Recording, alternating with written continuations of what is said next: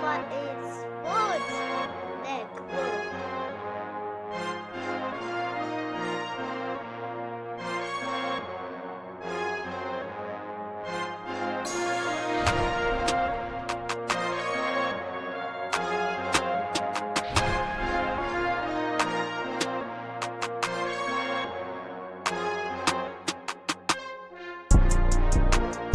NFL Nation, how you doing? Come on in. I'm Dolph Jackson. And I'm Carlos Clayton.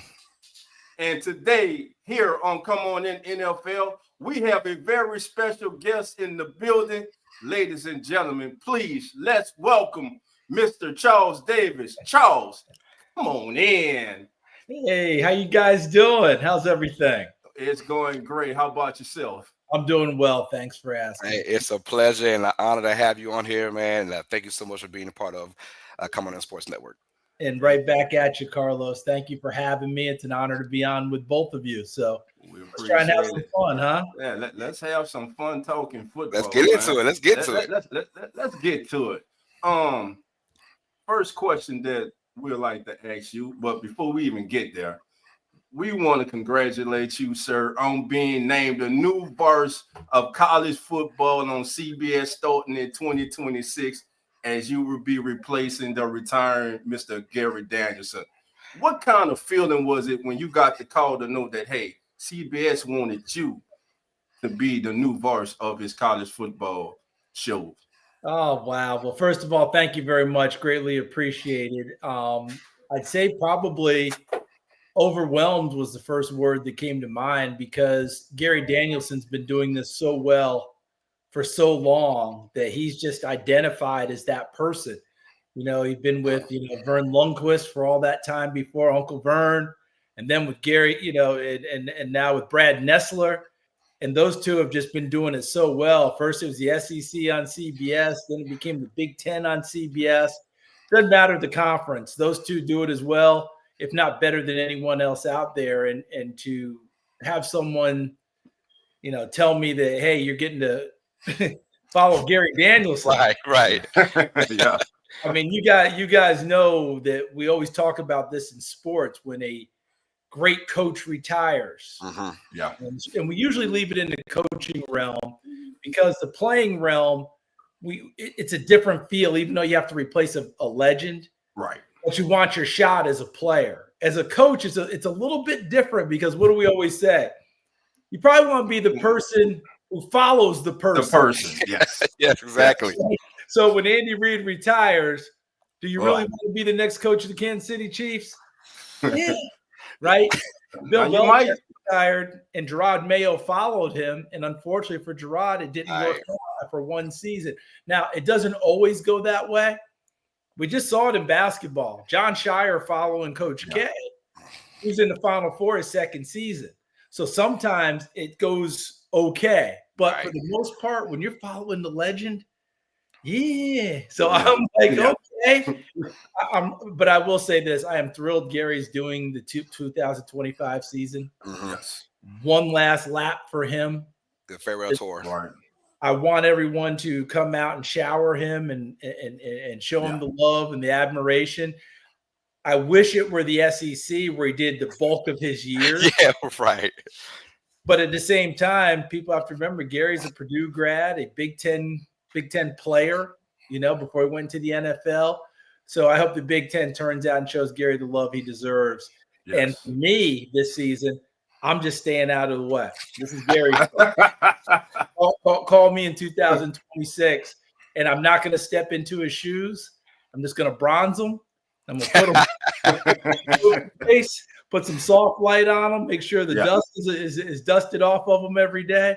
Yes, sir. And try and do the best I can to be, half of what Gary Danielson was. Because if I can get to half, I'll be all right. Yes, sir. Well, I have no doubt you're going to be great at that next year. I promise you that. There's no coincidence that you got to this level, because it seems like since 1997, when you first got started in broadcasting, you've only gone up from there. Every few years, people recognize you. You're the voice of freaking Madden, So everyone recognizes who Charles Davis is. And one thing about you is the way you speak. The why people love you so much is because how you speak. right? And we could feel the passion without even any kind of circus tricks, without being loud and obnoxious, whatever. We understand your passion for football. My question to you, where did that love for football come from? Where did it start from? Really great question. It started with my parents. It started with my mom and my dad. My dad was a high school teacher and coach. And when I was born, it was Elizabethton, Tennessee. Tennessee, near Kingsport, Johnson City, the Tri-Cities area, they call it. And when I was born in 1964, you guys, as you well know, the Brown versus Board of Education decision had come down in 1954. Thurgood Marshall had gotten that done. That was the integration of schools. But you remember the key line in the decision was schools to integrate with all deliberate speed. So that is 54, 55, right? Yes, sir. 1964, I'm born. My dad was still teaching and coaching at the colored school. Right. Elizabeth and Douglas High School, home of the Dragons. Go Dragons. Long live the Dragons. Long live the Dragons. And I was born in 64 in November, and my first football game was Thanksgiving Day that year. Mom bubbled me up, took me to dad's game. They were playing and the whole deal. And so we were there in Elizabethton. And then in 1967, we moved to New York State, a little place called New Paltz, New York. And I was 2 when we moved.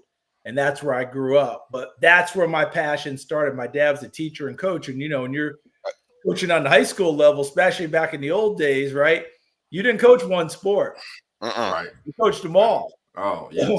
So he was a football coach. He was a basketball coach. He was, you know, teaching swim classes. He was doing it all. Doing track. You name it, right? Whatever sport it was, he was doing it. And then, of course, you handle a full load in the classroom and the whole thing. So I grew up. His players were babysitting me, right? His players were doing all that. And then when I got old enough, my mother, when I got on her nerves, which was pretty frequently, throw me in the car, take me to his practices, yell, Frank, point to me, and then she was gone. So my babysitter was football fields, basketball courts, all of those things. So you grow up in it. All right. So now I'm the unofficial ball boy, right? Right. Whatever needs my dad had. Hey, go get water for the guy. Hey, go bring that ball to me here. Hey, go do this. Hey, go do it. So I grew up on it. And when they won and we were taking the bus ride, I was in the back learning words I shouldn't learn. You know, I was fully immersed. And so when you ask where the love and the passion came from, it's real easy to love.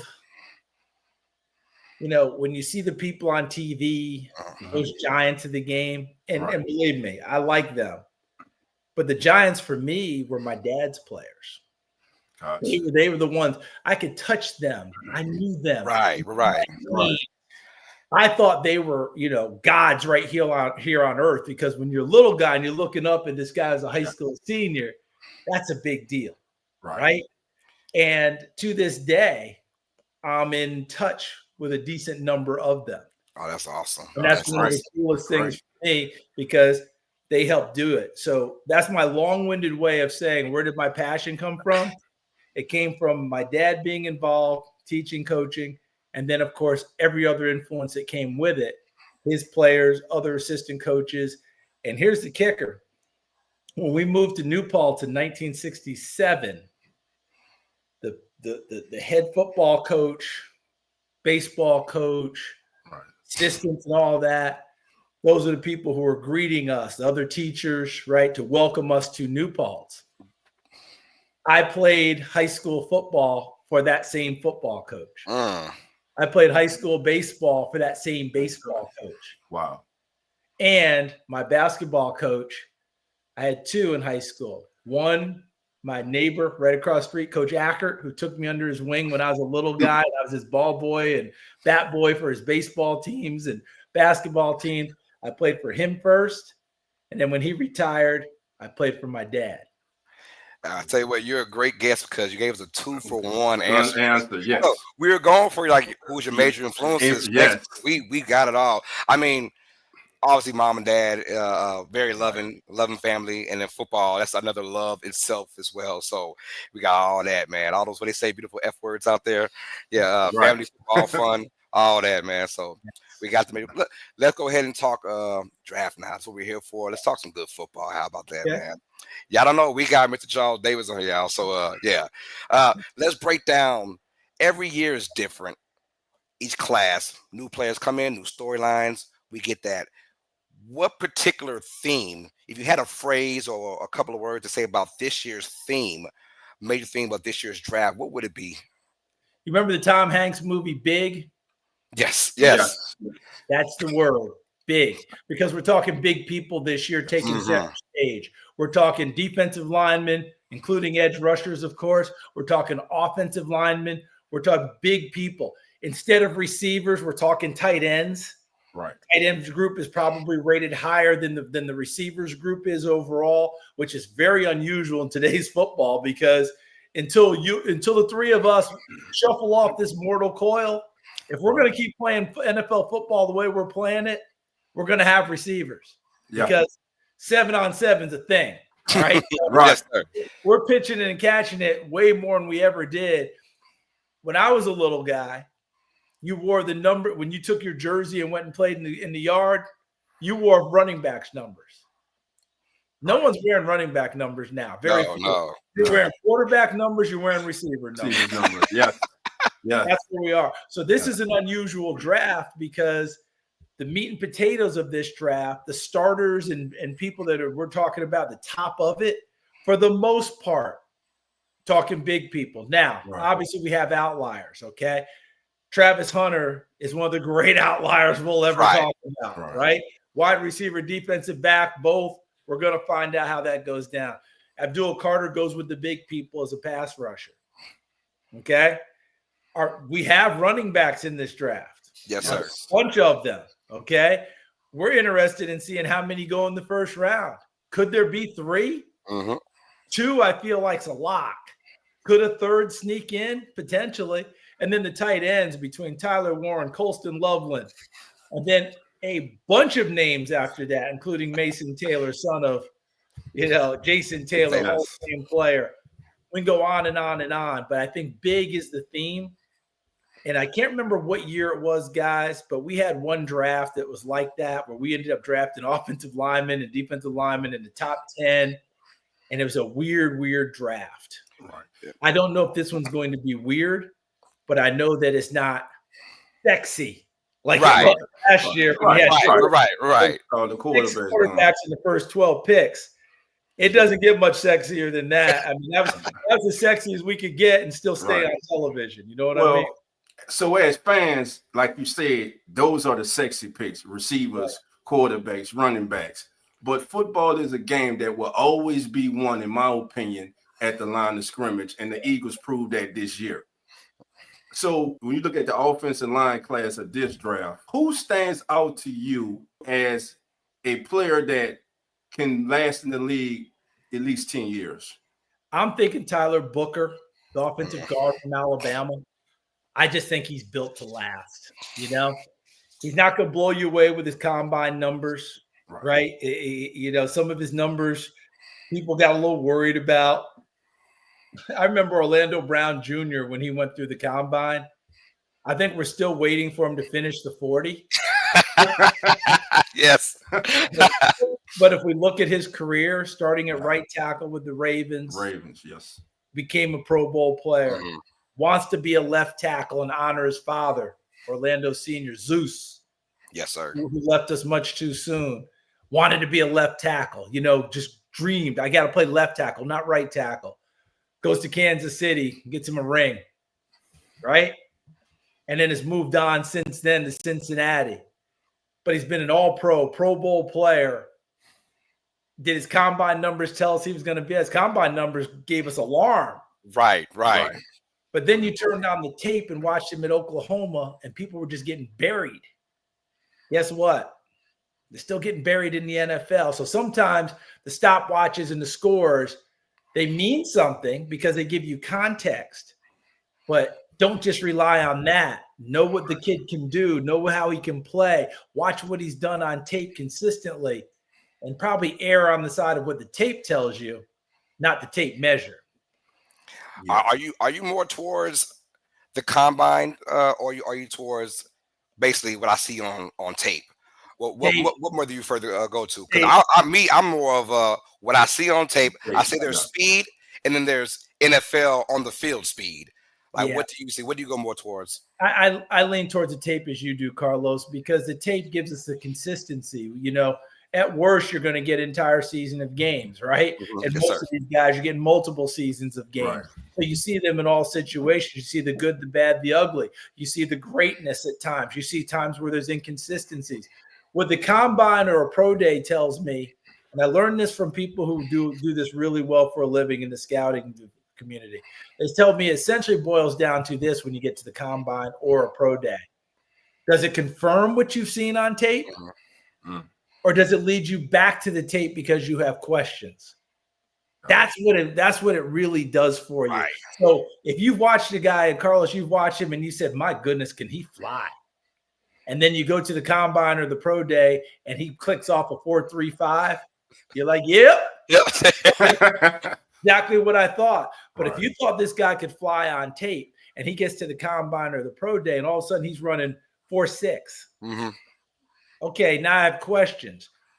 One of my favorite examples of making sure we really have it down. Remember Joe Hayden, the great corner? Coming back from the Browns. Exactly. He was a terrific player. Finished up with the Steelers, came out of University of Florida, was a consensus top 10 guy going into the draft. Goes to the combine. I don't know what happened. Biorhythms were off. The moon wasn't in the seventh house. Mars. Joe just looked out of sorts, slow, and ran really slow in his 40 for him, right? Like he'd still dust me, but I'm just saying, for him, he ran slow. All right. He probably ran closer to 4.5 or something like that. I think he ran to 4.5s or whatever. We were all like, whoa, what happened here? 3 weeks later at his pro day at Florida. Now, remember, we run on turf in the combine in Indy. He ran on grass. And I think grass, we kind of give you like 0.2, higher because grass is slow. He ran like a 4.35 on the grass. And we're like, there he is. Yeah. So, hey, draft him where you're supposed to. Draft him off of the tape you have. It's confirmed. Boom. So sometimes one day is not all that you're really looking for. You want to make sure that you have it confirmed as you go. I always tell people the Hall of Fame is not full of 4.3, 4.2 guys. It's not. It's guys at the receiver position and cornerback. Can you guard that man? Can you catch that football? And can you break away, the breakaway speed? Those are the guys that are going to the Hall of Fame. So I always get that, like, the Raiders for a while, they were going with just straight fast receivers for like a 6-year period, and those guys came and went just as fast, So I like, if you look at it, I mean, besides the obvious Randy Mosses and maybe even the Calvin Johnson, guys aren't running 4.3 in the Hall of Fame. So it's like, be careful what you look at it, because you can ooh and ah all day, and that might help you go from round 7 to maybe round 5. But for top tier guys, it's like, hey, can you catch the ball? Can you break away? Can you get separation? And that's what really counts in the NFL. So true, absolutely true. And I'll be very brief on this one. Jerry Rice didn't blow away a stopwatch, did he? Not one. Okay, how many times did you see Jerry get caught? Seldom, very seldom. Carlos, you mentioned it earlier. Game speed. Okay, some guys carry it, some guys have it, some guys play. It is just, look, Dwight Clark, God rest his soul, he was breaking no records in running. He'll kill you. But not only did he make the catch happen, he made a lot of other things happen with his route running and his consistency. Raymond Berry, one of the all-time greats, later he became the coach of the Patriots. I bet you if you timed him downhill at 38 yards, he wasn't breaking 4 or 5. Guess what? Became one of the all-time greats by understanding everything, being very precise in his route running, not missing anything at all, timing it up so his quarterback trusted him, and that ball was boom, He and Unitas were unbelievable doing it together. We can go on and on with the example. Right. John Randall never gets drafted out of Texas A&I, but guess what? He had a gold jacket. Jacket on, yes. So you guys have made a really excellent point about what the Hall of Fame is made up of. It's made up of football players, right. Elite football players. And you have to understand how to judge the science versus the art versus the actual. And speaking of football players, let's talk about who do you believe is the #1 player in this year's draft? Some say it's Joel Carter. Some say it's Travis Hunter. Where would you go? For me, it's Travis Hunter. I just think he's just exceptional. And you go into it, and I've talked to enough people now that if they went into it thinking, I want to play him on defense, I don't know that he's an elite pass catcher. They've watched the tape and they've come away going, oh, he is a pass catcher. And if you flip it around, hey, I want to play him on offense, I don't know about him on defense. They come away and go, oh, heck, technique he needs work. Yes. But guys don't catch the ball very often against him. Like, you can watch him on tape as a defensive back. And I have a Hall of Fame defensive back carry me and others through a tutorial session on him as a defensive back. And he spent all this time going technique wrong here, footwork wrong here, look at this wrong here, that's wrong here. Watch the end of the play, though. Oh, ball's knocked away. Okay, this is wrong here, that's wrong here. Wow. That's wrong here. Oh, watch the end of the play. Interception. He said, so that can be worked on. Yes. Right. But the ball skills, the understanding, the football IQ, understand where the ball's going, he's got it. I think he's got everything you're looking for. So I pick him as my #1, but that doesn't mean Abdul Carter's not a great player. Doesn't mean where else you want to put in there. I just think with him, I'm not going to go wrong. Now, the kicker is going to be when he gets drafted, by whatever team drafts him, what is their plan on what he's going to do? That was my next question for you. And I will tell you this. I think that if you, out of 32 people who sign the checks for their teams, meaning they own the squad, they own that's their franchise. I think in the high 20s, they're going to want him to play offense because that's where you get the most bang for your buck, selling it to your fans and your season ticket holders and your groups. Him touching the football means a lot. Those who have to be convinced, those who may be open to it, if you want to play him on defense, that's cool. But think of it this way, guys, and this is just me talking now. If I play him on offense, I have a much better chance of putting the ball in his hands multiple times in a game. Right. Yes. On defense, if he's the lockdown corner we expect him to be and grow into that, I've got better chances of avoiding him. And I'm hoping he can make some plays down the road. I probably want to force feed him doing it. But this player, this Hall of Fame player gave me some great words. And he said, look, if you're going to play him on both sides of the ball, I think that you have to make him a defensive back first and a package on offense, not a wide receiver first and a package on defense, because the technique is so strict on the defensive side that if you don't get the right work in, your technique slips here against the guy from Baylor who's going to be a tax accountant like me. But your technique slips and you're playing the Indianapolis Colts and that guy's an NFL player like you, that's 6 points. Let's put your GM hat on like we don't do it already. But let's go ahead and if you're the Browns, New York Giants, maybe even the Patriots who could get a Travis Hunter, and we know about his confidence playing both ways, full throttle.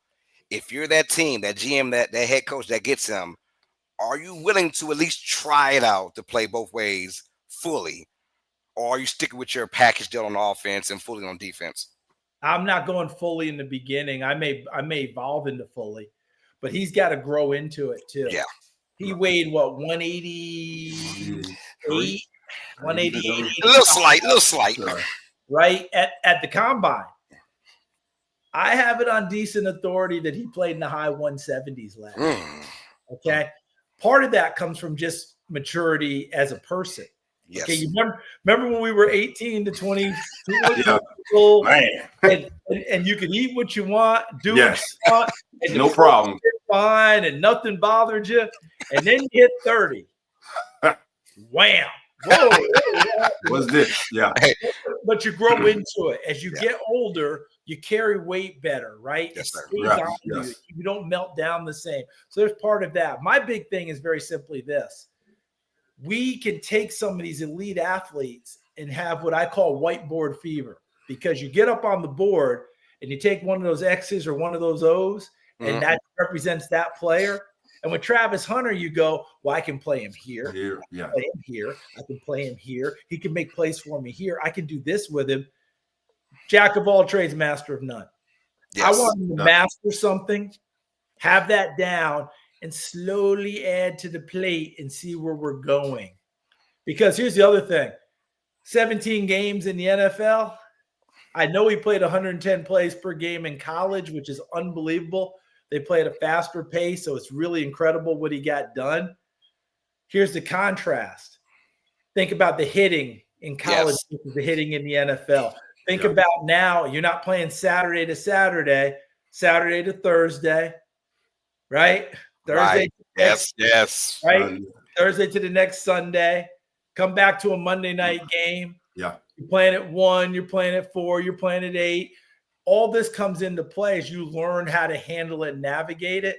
Let's not confuse him too early. Let's make him master something, bring it to the play. I'm not saying he can't do it, but I see no reason to try and do it. Baby steps. Isaiah Simmons. Remember Isaiah Simmons coming out? Yes. Wild card on defense, baby. Put him anywhere. Yeah. But it was tough. You're right. We still haven't found that true niche that we thought we would find. He said his best plays have been with the Giants. The Cardinals, they just never quite found it. I worry about that. I don't want to do that with Travis Hunter. I want him to go ahead and have something down, and then I'll add to it as we go along. That's just me. All right, Charles. So let's segue to me and Carlos's favorite team in your most recent mock draft. Yeah. You have the Saints taking Will Campbell. Mm-hmm. Why do you think Will Campbell is the right selection for the Saints at number 9? I think that for them, obviously, remember when Teron Armstead was holding down left tackle, life is good, right? I mean, it was a lock each and every week. They've really been trying to recreate that since then. Okay, who's going to play that position? Remember drafting Trevor Penning? Hasn't worked. They've moved him to right tackle, and they're hoping to get there. Campbell's going to be an interesting one, though, because whoever drafts him has to believe that he's the left tackle, because the arm length is going to come into play a little bit. And as much as sometimes we scoff at these things, they do show up on the NFL level when you're dealing with certain people. Remember Robert Gallery coming out of Iowa? Yes, sir. He ended up having a very nice career as a guard. But when you're drafted to be the left tackle. People forget. They're like, hold on a sec. He didn't have a great career. Well, he did. But but he's drafted to be left tackle. He's number 2 overall. That's what you have to make sure. So New Orleans would have to have that full conviction. But I think he's got the footwork. I like it there. I like his ability to battle. Doesn't hurt that he's coming from LSU and understands that part of the country pretty darn well. Yes, sir. Are you buying Shedeur Sanders to New Orleans? I mean, it's a thing going on. How much are you buying on that? Listen, it makes sense to me for this reason. You get a chance to get a young quarterback that doesn't have to play right away. Yes. Derek Carr's there. You're also getting a head coach who's a quarterback guru. And you're getting a head coach who understands how to make throws without much arm. Kellen Moore is one of the great winners in college football. Yes. Remember his record at Boise State as a starting quarterback? Almost flawless. Almost. 50, what, 3 losses? 50 and 3. Yeah, 3 losses. Okay. He beat Georgia in the Georgia Dome. When I say he and Boise State beat Georgia in the Georgia Dome. They beat a really good Virginia Tech team in Landover, Maryland. They won a lot of big games, and he made a lot of big plays late in games without being able to throw the ball with any type of real authority. He beat you with anticipation, understanding, and really good accuracy. Right. He gets that. I'm not saying – look, Shedeur Sanders' arm is quadruple what Kellen Moore's was. Yes. Yes. Okay. Right.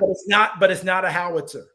So Kellen understands offense and how to get the ball the right places, what you're going to do. And by the way, Shedeur plays more from the pocket and understands that. He, like most college quarterbacks, though, they always think they can make a play. Yeah. And they hold the ball too long. Yes, sir. And they hurt their offensive line.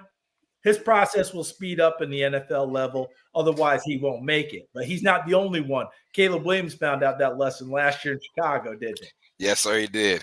You played DB at Tennessee in the late 80s. And we understand the safety game was totally different. It's totally different. Well, now, when you look in today's safeties, what do they have to bring now to fulfill their draft status? What are you looking for in today's safety, and who are those guys that you want to look at? Yeah, to go from my time frame to where we are now, it's a whole different deal. You're essentially, I'm not saying you have 4 corners on the field, but it feels like it. The ability to cover people is so paramount now than it was when I was playing. A lot of us safeties, you look up and see full cages and neck roll. Yeah. Because we were much more defined. Free safety was the roamer. Strong safety was down in the box. And if formation strength shifted, the strong safety went from one side to the other. Right. Yes, sir. But now what we do is I call them mirrors. The safeties are almost the same guy. So instead of one guy shifting all across formation, if formation changes, one shifts back, one shifts forward. You just reduce assignments. That's what you have nowadays. When you're watching Malachi Starks and Nick Emanwari out of South Carolina, Starks out of Georgia, Xavier Watts out of Notre Dame, you're seeing guys now who really do a nice job covering. And it's not just covering tight ends strictly. They go in the slot and cover slot receivers. They'll go in and cover the bigger, taller receivers outside if they have to shift their other corners inside. They'll get the running backs coming out on those wheel routes. They do a lot of different things now. And obviously, the guy in Baltimore. Oh, yeah. Hamilton's the beast. Right? Kyle Hamilton. And, speaking of that, remember when he ran 4.57 and everyone's like, oh, God. Oh, no. I remember that. Yeah. So, Charles, let me ask you this. How do you separate the safeties in this year's draft class? Emanwari, Malachi Starks, and the young man from Notre Dame, Watts. Yeah. How do you separate them? What basically separates them all for being, let's say, the number 1 safety in this draft class? It's in the eyes of the beholder. It absolutely is the eyes of the beholder, because I think that each team will have a different plan in how they see them playing. Okay, here's how I would look at it. If I'm playing Malachi Starks, if I'm drafting him, I want him to be a lot like, let's see, who's that guy in Pittsburgh? Troy Polamalu. No. Currently. Who is currently in not Clinton. I'm about to say Clinton Howard Dix. No, that's okay. We'll come back to it. Came out of Alabama. Yeah. Miami drafted him, the whole deal. But anyway, it's an all pro, right? But I want Malachi Starks to be a single high, roaming guy, come downhill, make the plays for me, make plays in the pass game in front of me, occasionally go in the slot and cover people. Nick Emanwari, I'm going to want to have a plan for him because I want to get him comfortable with things, because he blew away the combine so big. I think people started thinking, oh, God, I can do everything with him. All right. He is a big, strong, physical player. I want him probably involved in my run game early. But the way he can run, I know he can go out there and cover people and cover a lot of ground from deep half, deep middle, the whole deal. Xavier Watts is just ball hawk supreme. All right. He is just a guy that's going to find the football, and the football finds him. Yes, sir. In everything that he does, you see him show up in all parts of the deal. Wow. I'm just absolutely crazy about him. So separating them is simply how teams are evaluating them. Okay. If you're talking about the combine numbers and the overall athlete, I think Emanwari wins that battle. I don't think that's even, I'm not saying it's not a fair fight, but Emanwari was overwhelming at the combine, running, jumping, agility. All those things were there, but that didn't mean Starks didn't make a heck of a lot of plays in college. That didn't mean Watts didn't make a heck of a lot of plays in college. there are a bunch of guys out there who can flat out play. And because the passing game's so prevalent in the college game too, you're getting to see it in real time as well. And what ends up happening is we talk about the top guys so much. A Billy Bowman at Oklahoma who finds the football and makes a lot of plays. We don't talk about it. When you look up and your favorite team drafts him in the 4th round, and you've got a starter on your hands. There you go. Yeah, there you go. I want to talk about Jackson Dart for a second. We've seen one of your mock drafts have him at Pittsburgh at one point, but I've seen Bears mock drafts 3 to the Giants, 7 to the Jets. I put him 3 to the Giants, the first one. And let me tell you something. Not being on social media was a really good idea for me. I put him at 3, and I put him there the week before free agency because in my mind, I knew the Jets were players at quarterback, right? Right. At that time, the Las Vegas Raiders were a player for a quarterback. Mickey Loomis, the GM in New Orleans, had announced that Derek Carr was going to be their quarterback. So for the moment, I took them out of play. Right.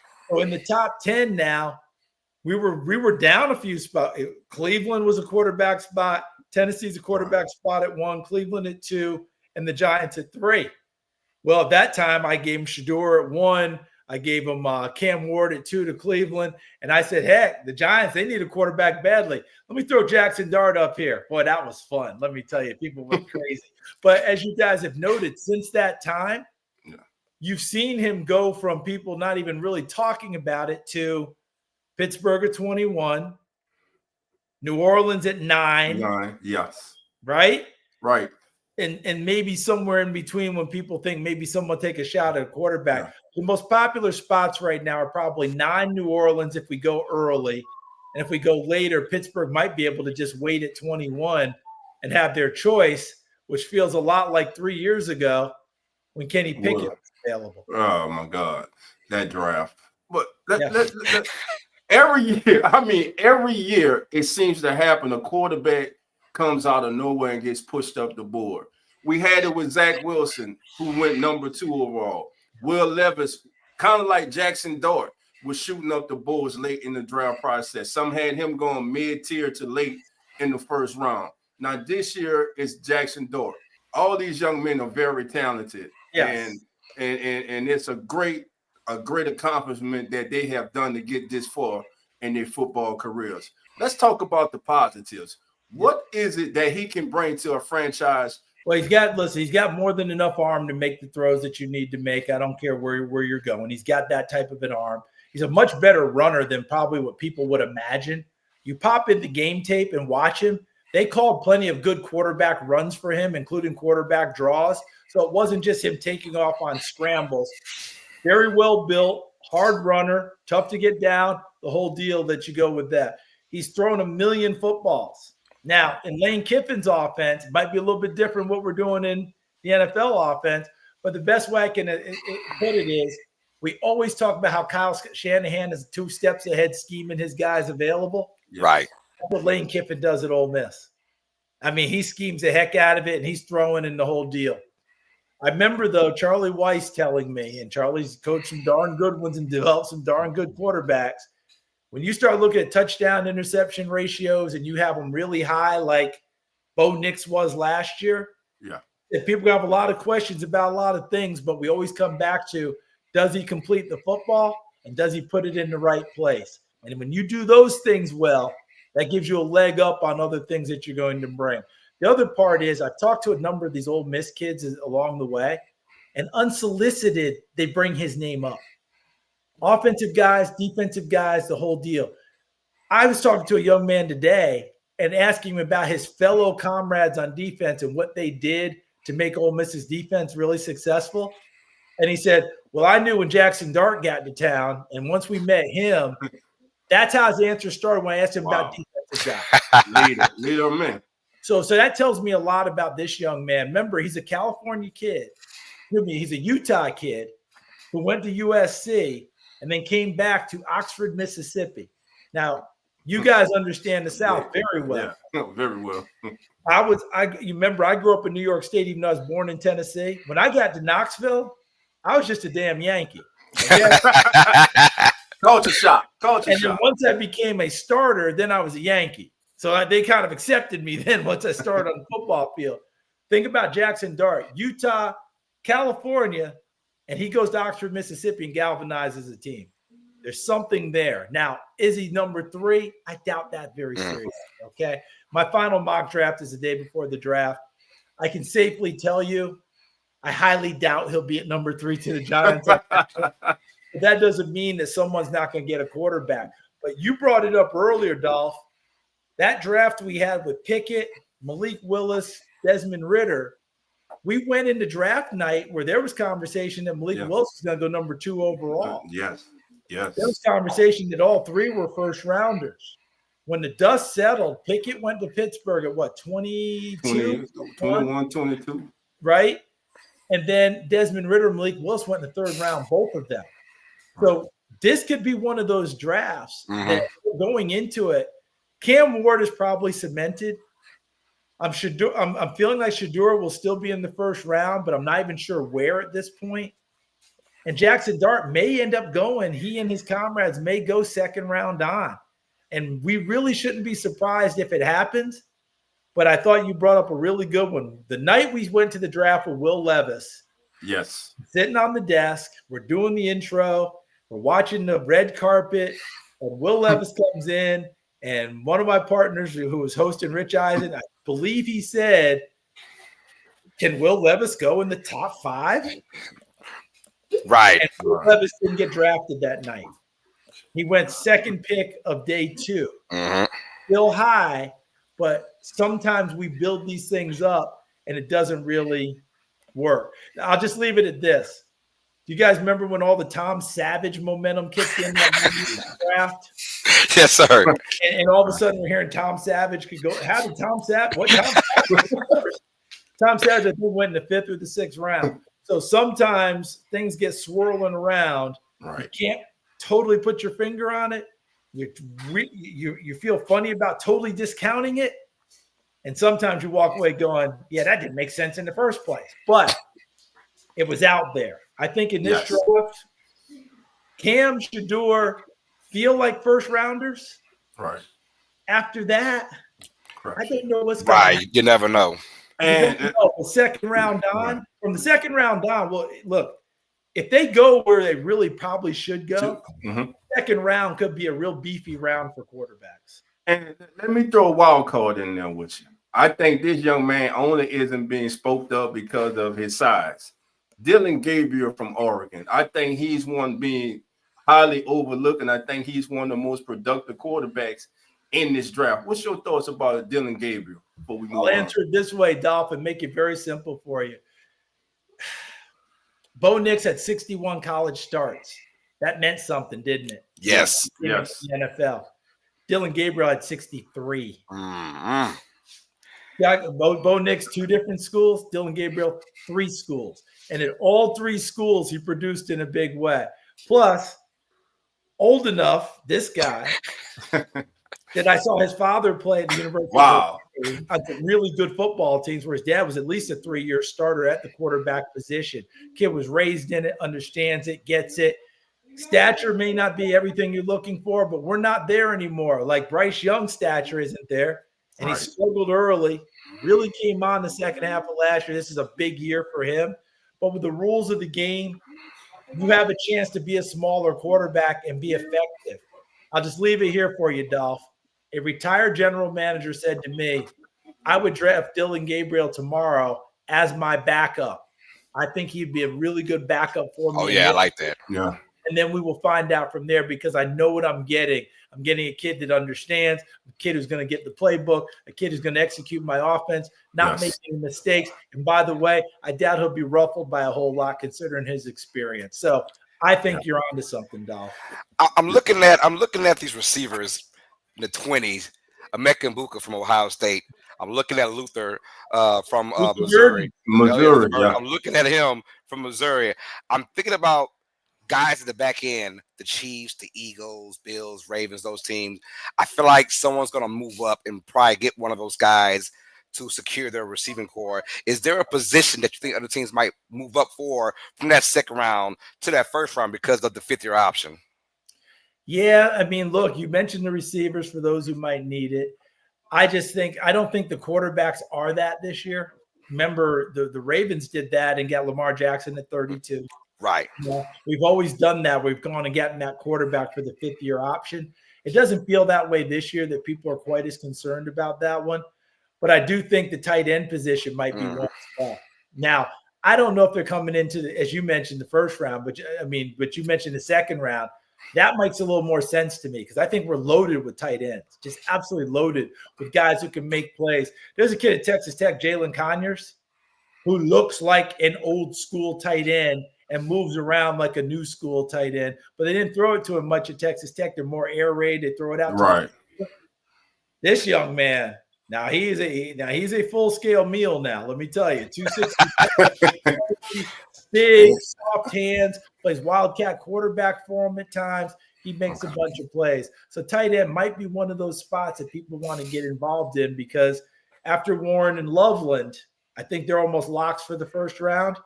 Now we're going to start talking about who's going to go get those guys next: the Mason Taylors, the Fannons, the Jalen Conyers might be a little bit more down the road. Bunch of guys out there that can make plays for you. Elijah Arroyo from Miami. Yes, beautiful as a mover, and another guy that catches many passes in college as you might have suspected. So, Charles, who are some of your third-day gems in this year's draft? Well, there's a pass rusher out of Central Arkansas named David Walker. Walker. Love him. Absolutely love him. Doesn't fit the mold, not tall enough, the arms, the whole thing. All right. So he's a tweener. Yeah, Elvis Dumerville, Shaq Barrett. Gotcha. He gets people on the ground, okay? From Southern Arkansas to Central Arkansas. I think that he can flat out play. I'm really, really crazy about him. There's a running back named Marcus Yarns out of Delaware. He's got some juice. Okay, got some juice and he can flow. So I think that he would be a nice guy that I'm looking at on day 3, a little bit later in the draft. I think can go and make someone's team and have a real positive effect on them. I'm trying to think of who else we would have there. What is the young man's name? Vincent is his last name. He's an offensive tackle from Alabama A&M. Yeah, Carson Vincent, my favorite player from the Senior Bowl. Yes, and he came from the Senior Bowl, and we saw him at left tackle. I think he's got bulk to move inside to guard, but I think he's probably going to stay more as a tackle, especially initially. I think he's going to be a day 3 pick. And he's going to, you're going to have a nice project there to work with, and I think he'll be a good player. And speaking of HBCU, there's a kid named Robert McDaniel, who's a safety from Jackson State. Strong safety, free safety, nickel safety type of a player, about 210 pounds. He's running in the 4.3s. He's vertical jumping 40 inches. Someone needs to take a good hard look and take a gamble on that young man because I think he might do some damage for you. I'm always big on running backs day 3. Who could be that one running back? I got a Bayshaw Tootin from he's not making Tech. Yeah, I'm saying maybe he might not be, but if he is, he's a gem. I'm like, if someone gets that kid, I've seen it. I'm like, this dude is gonna be amazing. And did you blink when he ran his 40? Okay, kid is amazing. He was done. He's a made man, huh? Yeah, listen, he's a North Carolina A&T transfer. I did not know that. No. Yeah, okay. North Carolina A&T to Virginia Tech. Was playing with a brace on, I believe, his left knee for much of the season last year. The brace is no longer there. You saw the pure speed, but plenty of production. Tough, compact, hard-nosed ball carrier. I'm with you on that. If he gets to day 3, he's going to be a gem for someone. I don't know that he'll make it there because what he showed at the combine with the speed was something else. Right. What's yours? I have my own day 3 gems. First gem that I have, and he may not make it to day 3. I think he'll make it to day 2, top of the 3rd. But Tyler Shuck, quarterback from Louisville. Yeah. I like everything about this kid. 6-year player, coach, started Texas Tech, had some injuries, but this year at Louisville seemed to put it all together. Very talented player. He's a leader. He can make all the throws. Tyler Shuck, do you think he will be a day 3 gem, or better yet, because I got him as day 3, but Yeah. I think the kid he's too good to last to day 3. I'm with you on that one, Dolph, and I wouldn't be surprised if he went day 2 in the second round. Would not shock me one bit. He is a guy that people like more and more and more as we go along in the process. It wasn't that long ago we really used to ding kids if we used to call them overaged. Yes. Well, since COVID, the super senior year, all that's kind of gone out the window.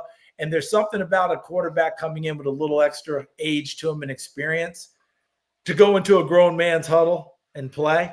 Nothing wrong with that. Tyler Shuck's got 4 college degrees, guys. 4. Tyler Shuck was around on the same roster with Justin Herbert at Oregon. Oh my God! Wow. So when you're talking about having experience and coming into it, he's not as old as Brandon Weed and Chris Wenke when they came into the league. Yeah, and they got drafted. He's got some age on him. He's got experience. The beauty for him last year, as Dolph pointed out, was he had a monster season and he stayed healthy. That was the first year in his college career that he was able to play game 1 through game 12. Earlier, he'd had injuries. People want to call him injury prone. He pushes back against that, and I get where he's coming from. Yeah. He's had a lot of bad luck with injuries. Had some really freak things happen. But last year was a big year for him, and there are plenty of people who like him better than they like Jackson Dart. So it's going to be a very interesting deal to see where he comes off the board. You may like him in day 3, but Dolph, if you don't get him on day 2, I don't think you're getting him. All right. Now, here's my number 2, Charles. I done warmed up now, baby. We warmed up now. Here's my number 2.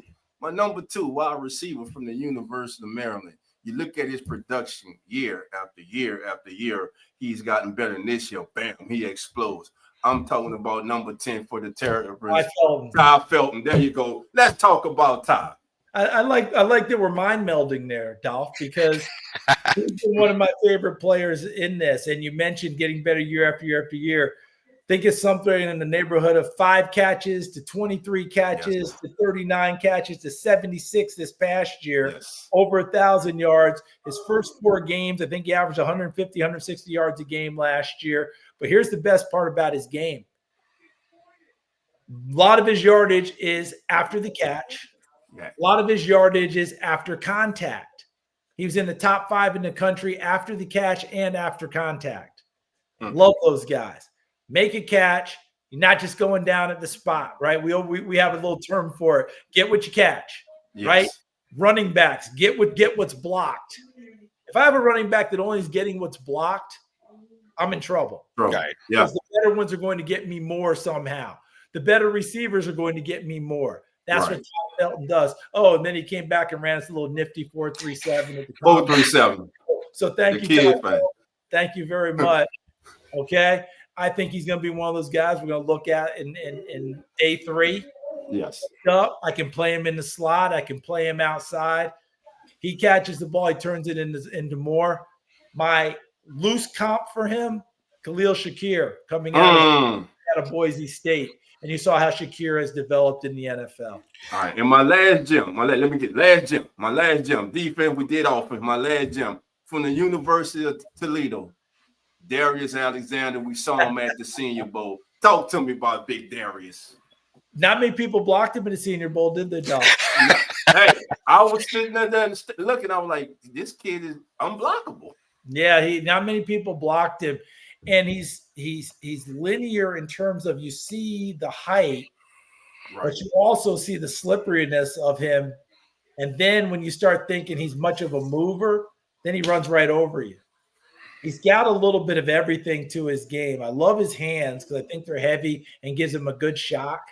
Right. Mason Graham, when he comes off the ball from Michigan and he catches with both hands, people are getting ice packs in between series. I think that this kid that you're talking about, Alexander, is similar in that way, but I like his movement skills. Quick, easy comparison, and again, it's a loose one. Darius Robinson coming out of Missouri last year, being able to play up and down the line, find different spots and matchups. Robinson's rookie year didn't go the way they wanted to, but he had a lot of off-the-field personal things that affected him. Right. Started to play late in the season. They're counting on him this year. I really like your guy out of Toledo. That rocket is ready to take off.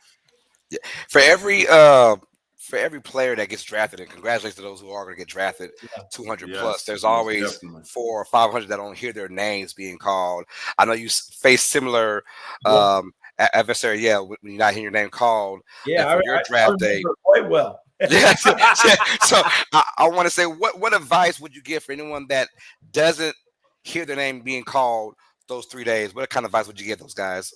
Yeah, the hard part is when something like that happens, it is a ding to your confidence. Like it's a rejection of you, right? People have said, "Hey, we don't want you." That's how you feel, but you can't let that feeling fester. And I've told people this for many years. At the end of the draft, don't make the mistake I did, because you kind of buy into it. Oh, well, maybe I'm not that good. Oh, maybe I wasn't supposed to be. Maybe I'm not. And if you buy into it, you got no shot. But you are talented, all right? And if you get a chance to go, be in peak physical condition, be in peak mental condition, be ready to do everything when you're there, take every rep possible, and make them notice you. And how many guys do we talk about each and every year? Not just making rosters in the NFL, but becoming Pro Bowl, All-Pro, starters, key backups, guys who are dependable, you name it. Guys are wearing gold jackets that never got drafted in this league. Warner. And all in between. But you can make a living. You can make an impact. You can do it if you go into it full-hearted. I did not, and I've said it before. When they close the lid on my coffin, the last thought I'm going to have is, man, I didn't give myself my best shot to make it in the NFL. I tried to tell my kids that. I tried to tell every other kid out there, don't make that mistake. Because many people out there running around didn't get picked either. Right. And they made it in the NFL. Why not you as well? That's what I tell them all the time. Right. Well, listen, it's been a great show. Charles, first of all, once again, thank you for taking time out and joining us. It is a pleasure. And listen, you're a family now. You're a part of the Come On In family. That means you're always welcome here. And listen, again, thank you. And for everybody out there, I'm quick before we get out of here. I met Charles at halftime during the Senior Bowl. He was taking a quick break at the getting him an ice cream sandwich, and I said, "What the hell? That's Charles Davis." I was going to say hello to Charles Davis, so I went introduced myself, and this man asked me, like, "What do you do? Who are you?" And I told him who I'm Little Dolph, that's insignificant. No, I'm not insignificant, but I'm not insignificant. He said, well, and before I left, I said, you know what? I'd love to have you on the show. We'd love to have you. The brother said, go get your phone. Now, as I was walking over there, he didn't know this, but in my head, like, man, Charles Davis just told me go get my phone. I'm about to get Charles Davis' email. The Charles Davis, who's about to go back and finish calling the second half of the Senior Bowl. Man, it gets no better than this. Hey, closed mouths don't get fed, baby. That's all I'm gonna say, man. Closed mouths don't get fed. I gotta hop in real quick because I was there with Dolph, and I'm sitting there packing up my bag, and I just remember Dolph come running over, big ass grin on his face, and I'm like, what you smiling about, man? Was the ice cream good? Like, what's happening? He goes, man, I just met Charles Davis, and he wants to send emails. Like, this is unbelievable, man. Thank you so much. I was trying to say is, Charles, hey, thank you so much for taking the time out to come talk to us and spend this hour with us, man. It's been a pleasure, and we would love to have you back anytime, brother. Hey, I appreciate that very, very much. And let me just say this in all sincerity. We're all colleagues. We're all peers. We're all doing the same thing. We all have the same love of ball.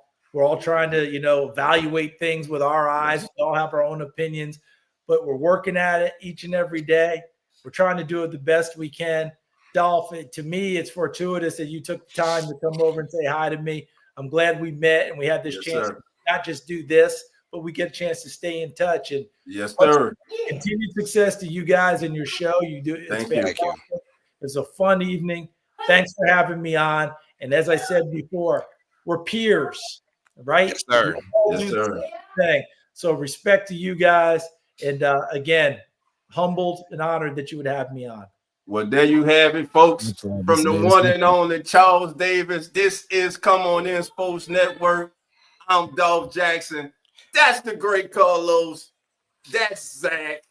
Zach was in the back. you know, working everything. He got everything. He was going. Can I come to the picnic? Yes, sir. Yes, sir. Am I invited to the picnic? Yeah. You gonna invite it to the picnic all the time. Yes, sir. If I can come to the cookout Right now, we got a boil going next weekend. Come on. Hey, once I get invited to the cookout, I'm good. Yes, sir. Yes, sir. So all right. Good night, guys. Good night. So with that being said, family, remember the doors are now open. So come on in. The cover is sports. Let's go.